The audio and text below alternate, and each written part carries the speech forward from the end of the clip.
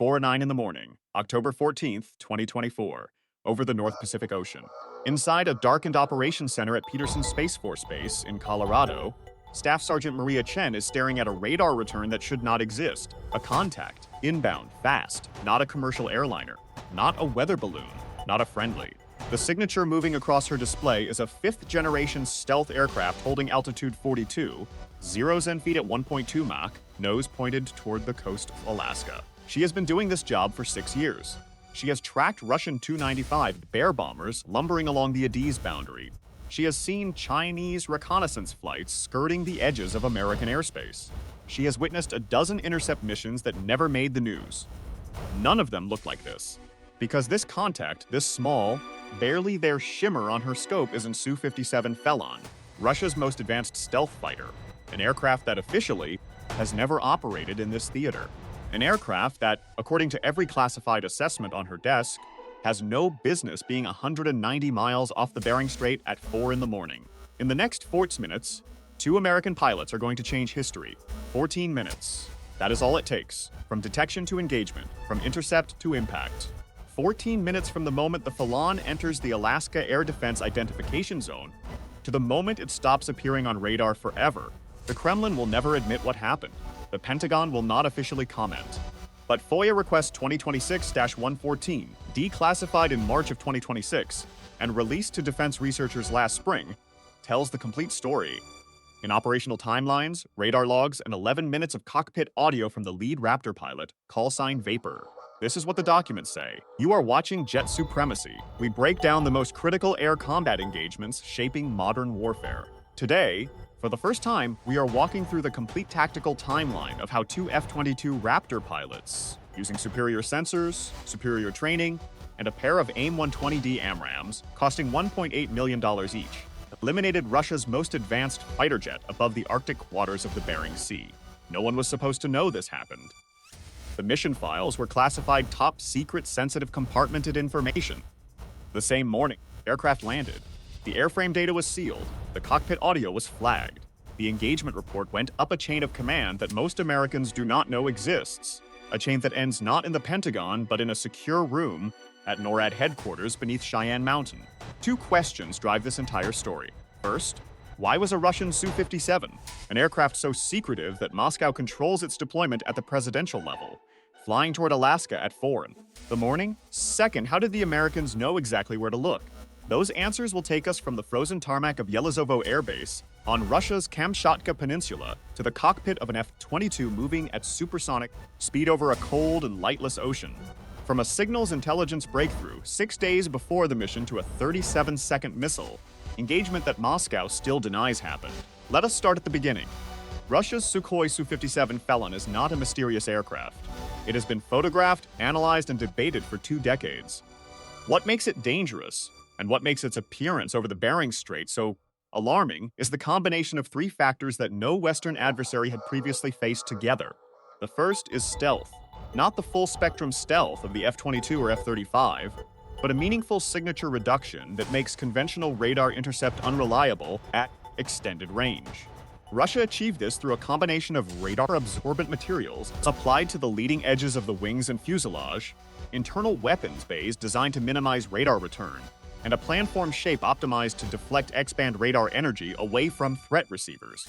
The result is an aircraft that, under ideal conditions, shows a radar cross-section roughly equivalent to a small bird, a single-winged insect, something your ground radar was never designed to take seriously. The second is speed. The Su-57 is built for sustained supersonic cruise, what the aerospace community calls supercruise, at approximately Mach 1.6 without afterburners. This matters because an afterburner leaves a thermal plume large enough to track from space. A supercruising Su-57 is fast, stealthy, and thermally quiet. It is built to cover distance without announcing itself. The third is the weapons load. The Felon carries the R-37M missile, NATO codename AA-13 Axehead, a weapon with a reported engagement range exceeding 300 kilometers. If a Su-57 pilot can achieve radar lock before his opponent knows he is there, the R-37M can engage a target far beyond visual range before a conventional response is even possible. The weapon is fast enough that, in many engagement scenarios, there is no surviving it once it is in terminal phase. Russia invested heavily in this program. Development costs exceed $67 billion over 20 years, each production Su-57, and as of October 2024, Russia had fewer than 20 operational airframes, carries a per-unit cost of approximately $42 million. For context, that is roughly the price of a modest American destroyer's radar suite concentrated into a single crewed aircraft. But here is what is most surprising about the Su-57 program. Despite decades of development, billions in investment, and a domestic military that desperately needed a fifth-generation platform to compete with, American F-22s, the Felon had never, as of October 2024, achieved a confirmed air-to-air kill against a peer adversary, not in Syria, not in Ukraine, not anywhere. The aircraft existed. It flew, it performed in air shows, and yet it had never been truly tested against an opponent who could fight back on equal terms. That was about to change, just not in the way Moscow intended. If the Su-57 represents Russia's attempt to compete with American air dominance, the F-22 Raptor is the reason that competition has always started from behind. Development of the F-22 began in 1981 when the United States Air Force recognized that Soviet fifth-generation programs were advancing faster than the service's existing platforms could handle. The Advanced Tactical Fighter program produced two competing prototypes, the YF-22 from Lockheed Martin and the YF-23 from Northrop Grumman. In 1991, the Air Force selected the YF-22. It entered service in December 2005, 2 years after its originally planned date, following development costs that ultimately exceeded $66 billion. The Raptor cost $143 million per aircraft. Production ended in 2011 after just 187 operational airframes, a decision that many defense analysts still consider one of the most damaging procurement choices in American military history. Today, the Air Force operates 183 F-22s across 8 wings. The third wing at Joint Base Elmendorf-Richardson, located 7 miles northeast of Anchorage, Alaska, is the largest F-22 wing in the service.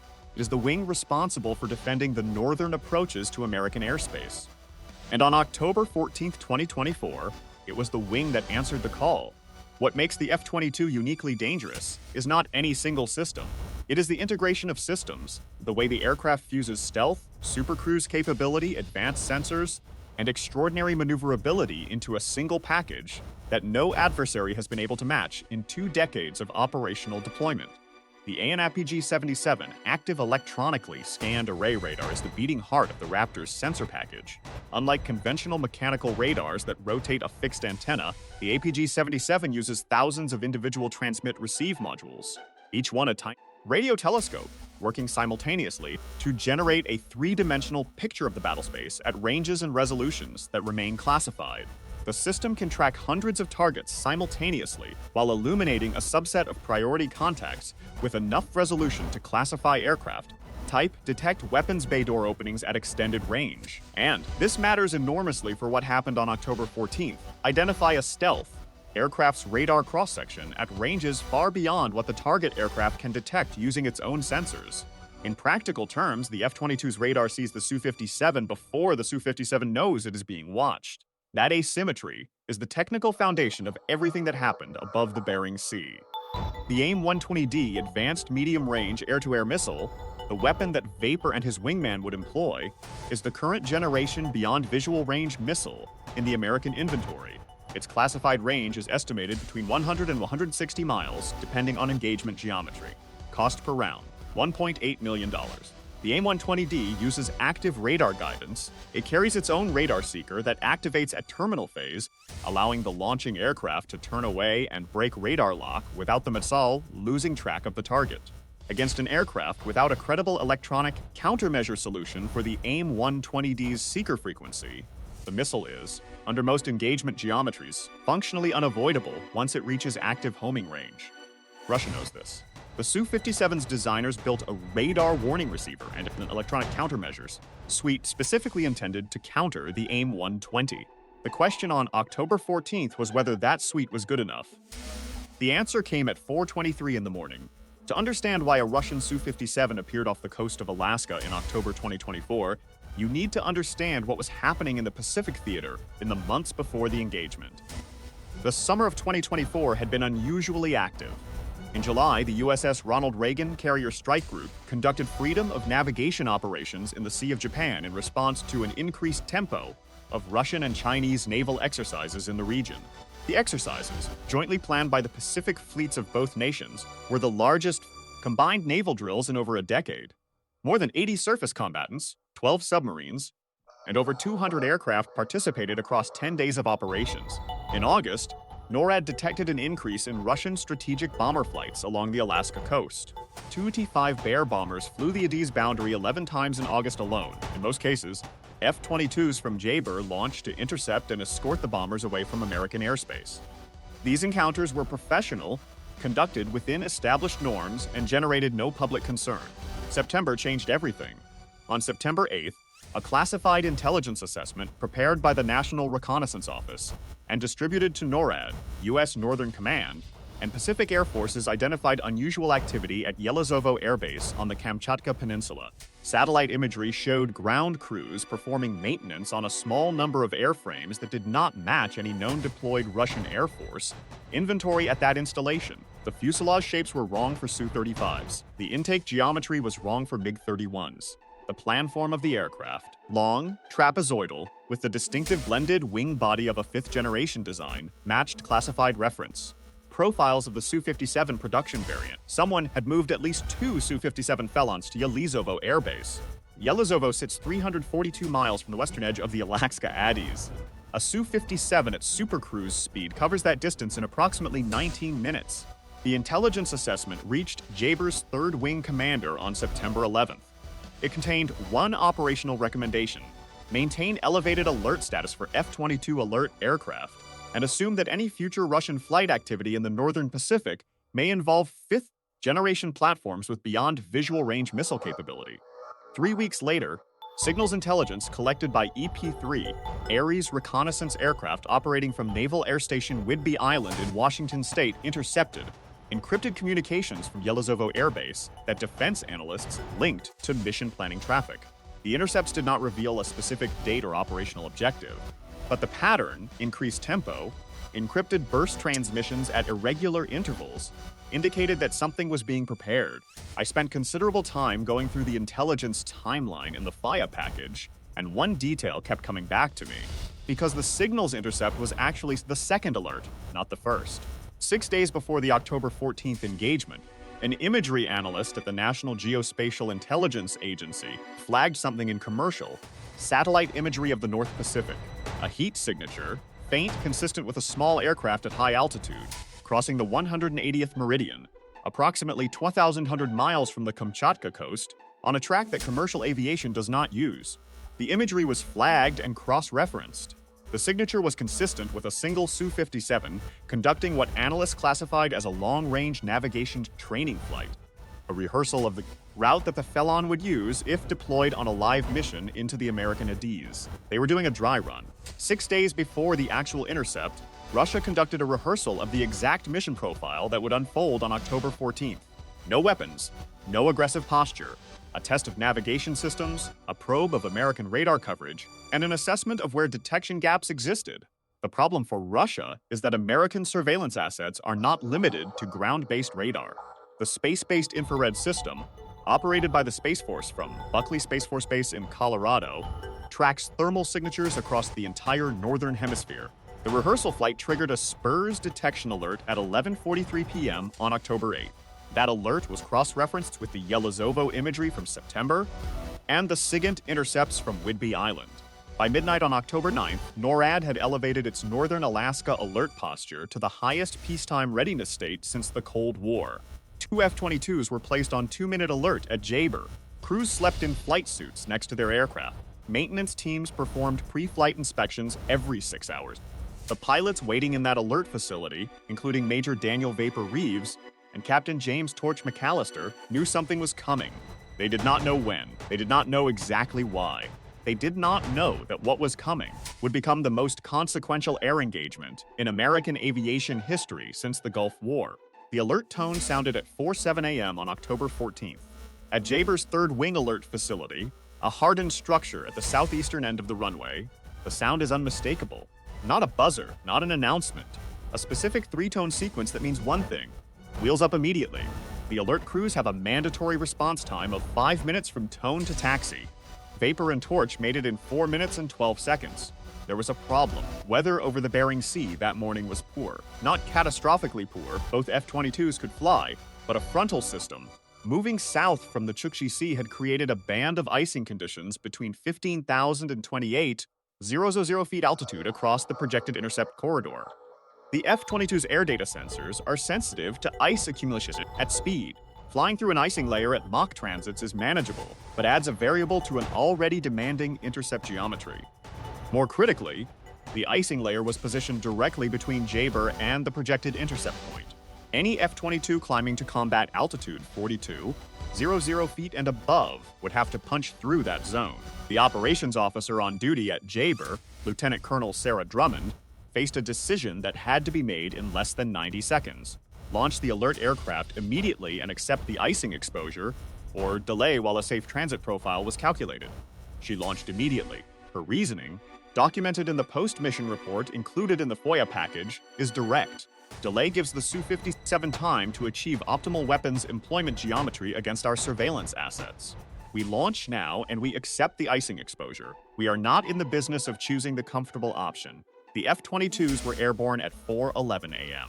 Vapor and Torch climbed through the icing layer on a heading of 235 degrees magnetic southwest toward the Aleutian chain. They were not heading toward the detected contact. Not yet. The geometry of the intercept required approaching from the Su-57's western flank to maximize the firing envelope of the AIM-120Ds while minimizing their own radar exposure to the Felon sensors. This was not going to be a direct charge. It was going to be a geometric problem solved at Mach 1.5 in near darkness, above an Arctic Ocean.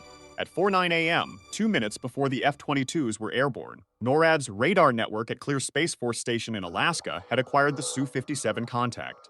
The aircraft had entered the outer edge of American radar coverage at a range of approximately 310 miles from the Alaskan coast on a bearing of 247 degrees from the JBER alert strip. The contact was initially ambiguous. Clear solid-state phased array radar, a massive ground-based air surveillance platform designed to detect inbound ballistic missiles as well as aircraft, was detecting a contact with an unusual radar cross-section signature. Not the clean, strong return of a bomber or a large reconnaissance aircraft.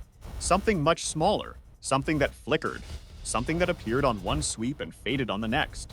Staff Sergeant Maria Chen, watching the scope at Peterson Space Force Base, where NORAD's primary air operations center is located, classified the contact as a probable fifth-generation platform at 4:11 a.m. The same minute the F-22s lifted off from JBER, she marked the contact hostile probable and signed tracking priority to 3 ground stations simultaneously. Clear, the radar facility at Flyingdale in the United Kingdom monitoring the far northern track, and the E-3 Sentry airborne warning aircraft that had been quietly orbiting 180 miles south of the contact's position, placed there 5 days earlier as part of NORAD's elevated alert plan. The E-3 Sentry, call sign Sentinel-1, was the key asset. While ground-based radar struggled with the Su-57's reduced cross-section, the E-3's airborne radar, looking down at the contact against the cold, flat surface of the ocean, rather than up against an electronically cluttered sky, was achieving sharply better track quality. By 4:13 a.m., Sentinel-1 had provided a continuous track on the Su-57 for 2 full minutes and determined the following. Altitude 42,000 feet, speed Mach, heading 82 degrees, northeast, toward Alaska. The track was good enough to predict the Su-57's position at any point in the next 30 minutes, within a margin of 2 miles. Vapor received this track data via encrypted Link 16 data link at 4:14 a.m., 3 minutes after takeoff. He was climbing through 31,000 feet, transiting the icing layer, his aircraft shuddering from turbulence at the frontal boundary. And then the geometry changed. The Su-57 pilot, identified in Russian military records subsequently obtained through separate intelligence channels as Colonel Alexei Volkov, a senior test pilot from the 929th State Flight Test Center at Oktyabinsk, temporarily assigned to the Yelazovo deployment, made a navigation adjustment at 4:16 a.m. Volkov turned south, 14 degrees south of his original track. Why the course correction? The declassified documents do not offer a definitive answer. The leading interpretation among analysts who reviewed the FOIA materials is that Volkov's onboard radar warning receiver, the L-150 Pastel system, detected a peripheral emission from Sentinel-1's radar and assessed a threat bearing to the south. By turning south, Volkov was attempting to open the range to whatever was tracking him. while simultaneously executing the next phase of his assigned mission. And here is where the question begins to burn. Did Volkov know the F-22s were airborne? Hold that question. The answer comes later, and it changes everything about how you read this engagement. The new intercept geometry was not ideal. Volkov's southern turn had shifted the optimal firing solution. Instead of approaching from the Felon's western flank, the planned approach, JBER, was now going to have to close from the northwest, exposing slightly more of his own frontal aspect to the Su-57's onboard radar. In a conventional air combat scenario, this would matter considerably. In a stealth-on-stealth engagement between an F-22 and a Su-57, the calculus was different, because the F-22's radar cross-section, from the front aspect, is approximately equivalent to a marble, and the Endo-36 Bielka ASA radar carried by the Su-57 was not designed to find marbles at 45 miles. At 4:19 a.m., JBER's ANAP G-77 achieved what the engagement report describes as firm track on the Su-57. Firm track is a specific threshold in the F-22's sensor fusion architecture. It means the aircraft's computers have integrated data from multiple onboard sensors, radar, infrared search and track, and passive electronic intelligence receivers, and generated a track solution with sufficient confidence to support a weapons employment decision. The Su-57 was 47 miles away. The AIM-120D AMRAAMs carried by JBER's aircraft were cleared for employment at ranges up to 90 miles under the specific engagement parameters authorized by NORAD for this mission. JBER had a shot solution at 47 miles. He had 43 miles of margin. He did not shoot. Not yet. The rules of engagement transmitted to JBER via secure data link at 4:15 a.m. were explicit. The aircraft would attempt passive identification of the contact as hostile before weapons employment. Passive identification meant using the F-22's onboard sensors to achieve a visual or technical identification, confirming the contact was a Russian military aircraft operating without authorization in the Adiz. From 47 miles, even with the APG-G-77's extraordinary resolution, JBER could not achieve visual identification. He could confirm the contact's radar cross-section signature matched the classified Su-57 profile with a confidence level of 94%. His passive infrared system could confirm the thermal signature was consistent with a two-engine turbofan. Installation operating at military power, consistent with the Su-57's AL-41F1 engines. 94% was not 100%, and the ROE required technical certainty. JBER pushed his throttle forward and closed the range. At 4:20 a.m., the Su-57 pilot made a transmission in Russian, encrypted burst transmission. Brief. Sentinel-1's passive electronic intelligence receivers captured the frequency and correlated it with known Russian military aviation communications parameters. The decryption took 3 hours after the engagement, but the fact of the transmission was immediately understood. Volkov was transmitting to Yelizovo Air Base. He was transmitting data, the targeting reconnaissance data he had been sent to collect, the positions of American surveillance assets, the estimated bearing and range of the E-3 Sentry orbiting to his south, orbital parameters of a satellite his sensors had identified. This was the purpose of the mission, not an attack. A data collection, run in support of a Pacific Fleet asset operating below, and then, captured on the cockpit audio transcript released under FOIA 2026-14, came a single tone. JBER's radar warning receiver went active. One tone. Steady. From the Ford sector. Volkov's N-036 Bielka had gone to active search mode. He knew something was out there. He could not see it, but he was looking. At 4:21 a.m., with the Su-57 now 31 miles away and actively scanning, JBER received authority to employ weapons. The order came from NORAD's air battle manager aboard Sentinel-1, identified in the transcript only as Bravo Control. The words in the cockpit audio are precise. JBER, Bravo Control. You are weapons free on the hostile track. Cleared hot. JBER's response, copy, weapons free. Torch, cover my egress. 2 seconds later, he pulled the trigger. The AIM-120D AMRAAM weighs 326 pounds, 7.5 feet long. Its solid-fuel rocket motor produces roughly 600 pounds of thrust, accelerating the missile from launch speed to Mach 4 in under 2 seconds. From the F-22's internal weapons bay, housed internally, no external pylons that would compromise the aircraft's stealth signature. The weapon drops free and ignites in a sequence that takes 340 milliseconds from trigger pull to rocket ignition. The bay doors open for less than a quarter of a second. The missile is away, the doors close. The F-22's radar cross-section returns to its baseline. The first missile was away at 4:21 a.m. and 14 seconds. JBER did not watch it go. His focus shifted immediately to 2 tasks. managing his own aircraft's radar emissions to minimize detectability during the engagement, and maintaining enough track data on the Su-57 to support the missile's inertial mid-course guidance, the GPS-assisted navigation the AIM-120D uses to fly toward the predicted intercept point before its own seeker activates. At 4:21 a.m. and 18 seconds, Vapor fired the second missile. 4 seconds after the first, the timing was deliberate. If the first missile was successfully defeated by Volkov's electronic countermeasures, a scenario the engagement plan had to account for, the second missile, flying a slightly different trajectory, would arrive from a different angle, approximately 4 seconds later. The Su-57's electronic countermeasures suite can focus energy in one direction. It cannot simultaneously counter two AIM-120Ds approaching from divergent bearings. This is the kind of detail that does not appear in press coverage but matters enormously in actual air combat employment. Two missiles, two trajectories 4 seconds apart. The geometry forces a choice that cannot be made in time. Colonel Volkov had approximately 23 seconds from Vapor's first launch before the missiles reached active homing range. In those 23 seconds, he did everything correctly. He broke hard left, pulling 7G at maximum afterburner, leading altitude, and turning to deny the inbound missiles a favorable engagement geometry. He activated his L-265 M10 Kabini electronic countermeasures pod, the most advanced Russian airborne jamming system in operational service, a system that has demonstrated the ability to disrupt multiple Western radar-guided weapon systems in controlled evaluations.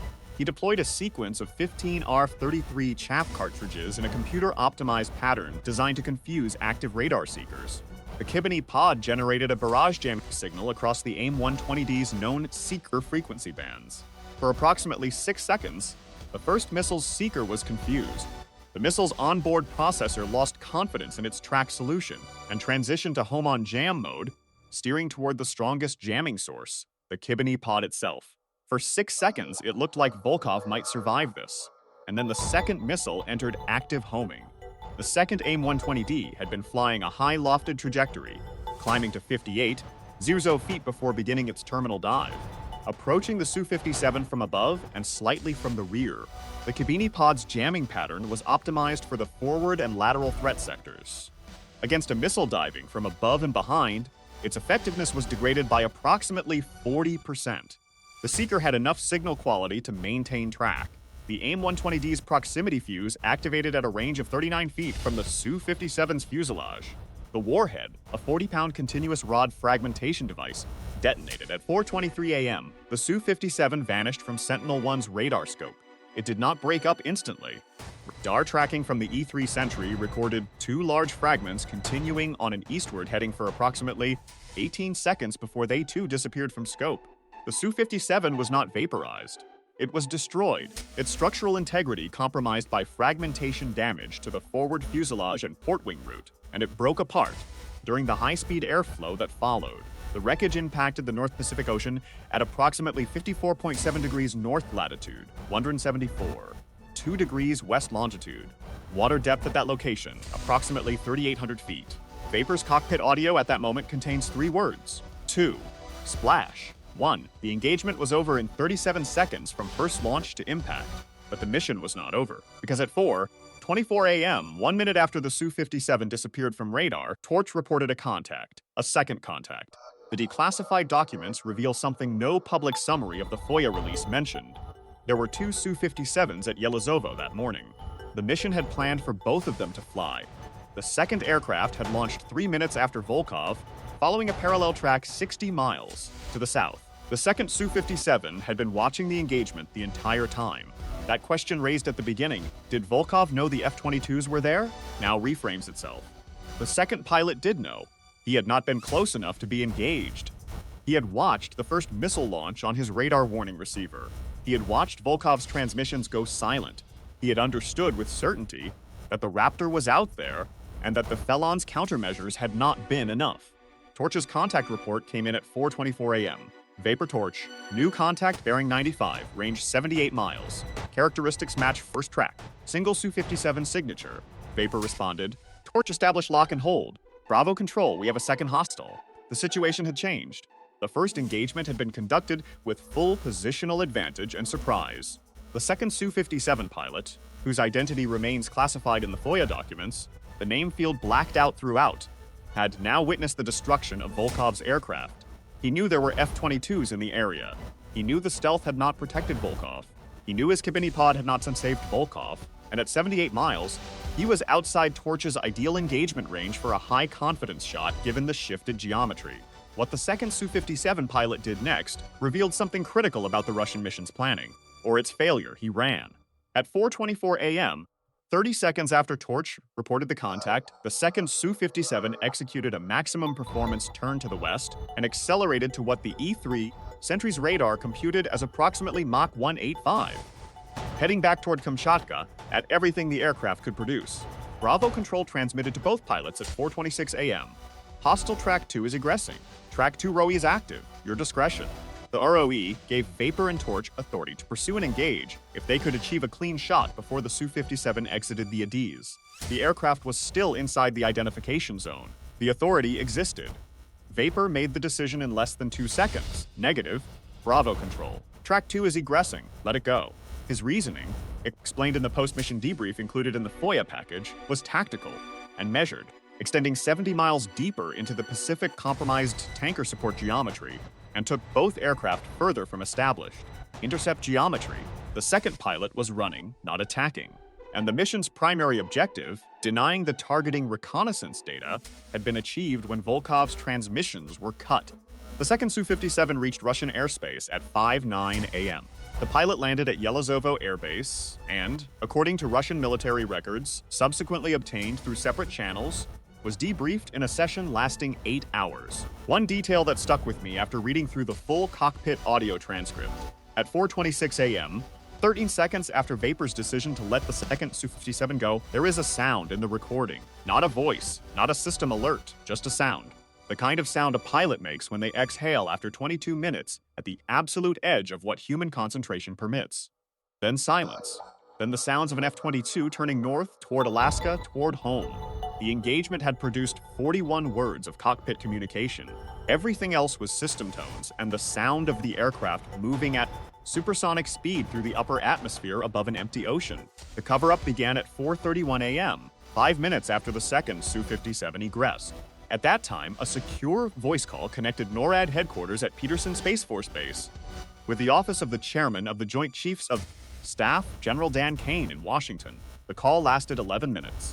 Its content is not included in the FOIA materials. That portion of the record remains classified at a level above what was released under FOIA 2026-1-14. What is included is the timeline of what followed.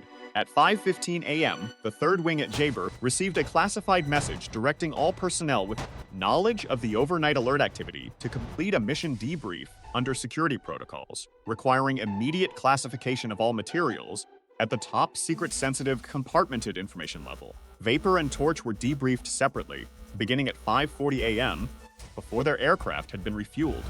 The debrief lasted 4 hours. At 11 a.m., the Pentagon's press office issued a routine daily statement that made no reference to any air activity in Alaska. The JBER Public Affairs Office, when contacted by an Anchorage television station that had intercepted unusual radio traffic during the early morning, released a statement confirming that routine training activity had occurred consistent with the Third Wing's normal operations. Nothing to see. Standard day. At 3:45 p.m. Moscow time, 7:45 a.m. Alaska time, the Russian Ministry of Defense issued a statement confirming that a Russian Air Force aircraft had been lost in the North Pacific during a training exercise. The statement attributed the loss to a technical malfunction. It identified the lost aircraft type as an Su-35 Flanker E. The pilot, the statement said, was recovered by Pacific Fleet rescue assets. The statement was false in nearly every detail. The aircraft was in Su-57, not in Su-35. The loss was not a technical malfunction, and Colonel Alexei Volkov's was not recovered by anyone. The FOIA documents include radar tracking data showing what appears to be a ballistic trajectory consistent with an ejection seat deployment at the moment of the first fragment separation from the Su-57's airframe. But in the 800-foot deep water of the North Pacific at 4:23 in the morning, in October, in water temperatures of approximately 5 degrees Celsius, the chances of survival after ejection are vanishingly small. No emergency locator beacon was ever received by Pacific rescue assets. No Russian naval vessel was observed operating in the search area. The Moscow statement about recovery was fiction.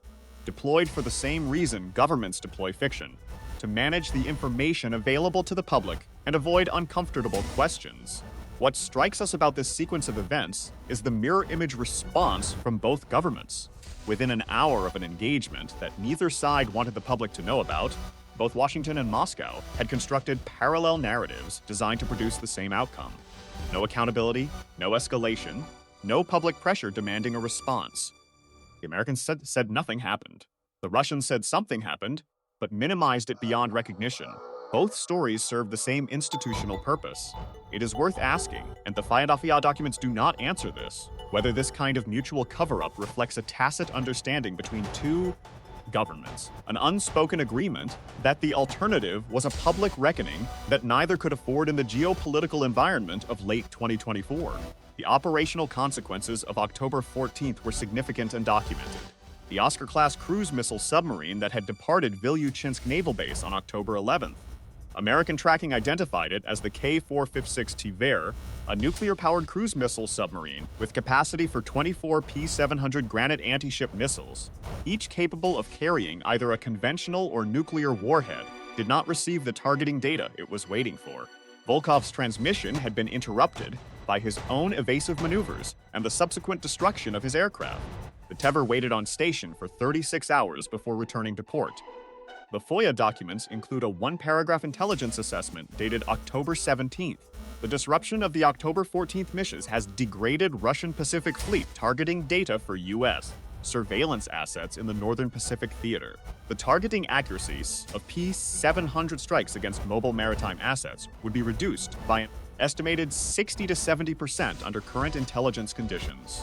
That assessment is notable. It frames the October 14th engagement not merely as a tactical air intercept, but as a strategic action, one that degraded Russia's ability to accurately target American naval assets in the Pacific for a period measured in weeks, not hours. The 14-minute engagement above the Bering Sea had strategic consequences that extended 3,800 feet below the surface of the same ocean. Here is the take that will probably generate pushback. The decision to classify this engagement for 2 years was the wrong call. Not because the public had an unconditional right to operational details, the security rationale for classification was legitimate, but because the classified nature of the engagement allowed a false analytical narrative to circulate in defense analysis circles throughout 2024 and 2025, a narrative that overstated the Su-57's operational credibility precisely because no confirmed engagement data existed to test it against. Analysts who did not know about the Bering Strait engagement were writing assessments that treated the Felon as an untested but theoretically formidable platform. They were basing policy recommendations on incomplete information, classification, protected sources, and methods. It also, inadvertently, made American strategic assessment of Russian air power less accurate for 17 months. That is a real trade-off, and it deserves to be debated openly by the people who made the decision. What do you think? Was the 2-year classification of this engagement the right call? Drop your answer in the comments. The second major consequence was felt inside Russia's aerospace defense establishment. The Su-57 program had been defended, politically and budgetarily, on the basis of the aircraft's presumed durability against American beyond visual range missiles. The internal classified assessments used to justify continued production assumed that the Kibini electronic countermeasure suite, combined with the aircraft's stealth characteristics, would neutralize the AIM-120D threat to an acceptable probability of survival. The operational mathematics were favorable on paper. October 14th demonstrated the opposite. A Kibini-equipped Su-57, operating in exactly the tactical scenario the aircraft had been designed to execute, was destroyed by a 2-round salvo from an F-22 before it could achieve any offensive action whatsoever. The aircraft's stealth did not prevent detection. The Kibini pod defeated the first missile and failed against the second. The whole platform integration, the central selling point of the Su-57 program, did not produce a survivable outcome against a properly flown Raptor. The Russian aerospace industry understood the implications immediately. In November 2024, the Su-57 program budget was quietly increased by an amount that, converted from the classified ruble figure in a procurement document later, obtained by the Defense Intelligence Agency, equals approximately $1.1 billion in additional funding allocated to electronic warfare upgrades. The Kibini suite was to be replaced by an entirely new system. The timeline given 2027. Whether $1 billion in new EW investment will produce a system capable of defeating the next generation of American air-to-air missiles is a question analysts are still working on. What is not a question is what the October 14th engagement proved about the current generation.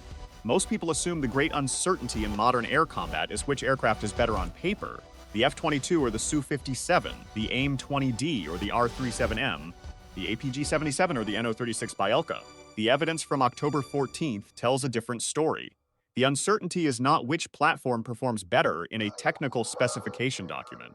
The uncertainty is whether the crew, the tactics, the sensor fusion, and the engagement geometry combine correctly in the specific moment that matters. On October 14th, 2024, 190 miles off the Bering Strait, those factors combined correctly on the American side. The margin between survival and destruction was not measured in platform capability. It was measured in geometry, timing, and 14 minutes. The FOIA request that produced the release, FOIA 2026-114, was filed not by a journalist or a defense researcher, but by a nonprofit organization called the Pacific Security Transparency Project, established 3 months after the engagement with seed funding from 2 anonymous donors. The organization filed a targeted request on January 8, 2025, asking for specifically the materials that would document an air engagement over the Northern Pacific in October 2024. They asked for specific document types, engagement reports, radar logs, cockpit audio, with date ranges that precisely targeted the October 14th incident. How did they know to ask for those specific materials? The FOIA response does not answer that question, but the specificity of the request and the unusual speed with which the Department of Defense processed it, releasing materials within 14 months rather than the typical 3 to 5 years, strongly suggests the declassification was not accidental. Someone in the American security establishment made a decision that the strategic benefit of demonstrating F-22 effectiveness against the Su-57 outweighed the operational security cost of the revelation. Someone decided this story needed to be told. That decision, whoever made it, is the reason you are watching this video. The Bering Strait engagement answered questions the defense community had debated for 20 years. Can an F-22 achieve first-shot advantage against a Su-57 in a stealth-on-stealth engagement? Yes, at 47 miles, without the Su-57 achieving radar lock in return. Can the AIM-120D defeat the Kabini electronic countermeasures suite? Under the October 14th conditions, with a 2-missile salvo and a lofted approach geometry? Yes. Can Russia's most advanced 5th-generation platform survive an engagement against a properly flown F-22 with targeting authority? The October 14th data suggests no. Team F-22, the platform that has never lost a confirmed peer engagement, or Team Su-57, Russia's answer that, may never get another chance to prove itself.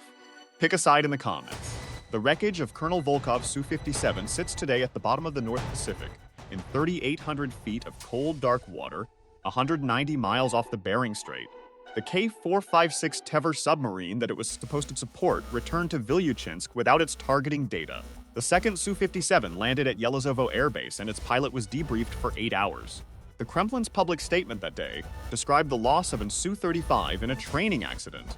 No tribute was paid to Colonel Volkov through any official channel. His service record, in the classified database accessed by Defense Intelligence assets, now carries a single notation in the status field: killed in action. Killed in action in a mission that Russia officially says never happened. JBER received no medal for the October 14th engagement. The mission does not appear in his official record. In the cockpit audio, 11 minutes after the words 2, splash, 1, he says, torch, check your fuel state, let us go home. That is what air supremacy looks like. Not parades, not press conferences, not political statements. 2 pilots climbing through an icing layer in the dark, doing a job that no one will acknowledge, and then flying home.